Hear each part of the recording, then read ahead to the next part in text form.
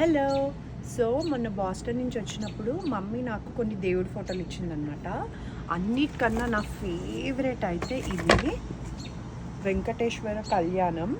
So ఇండియాలో చాలా పెద్దది ఉందన్నమాట హాల్లో. సో మమ్మీ నాకు అక్కకి ఇద్దరికి తీసుకొని వచ్చింది. అండ్ ఇంకొకటి ఏంటంటే సాయిబాబా ఫోటో. నేను ఎక్కువ ఇంట్లో సాయిబాబా ఫొటోస్ ఉంచాను, కానీ మమ్మీ ఈసారి షిరిడి నుంచి తీసుకొచ్చింది ఇది.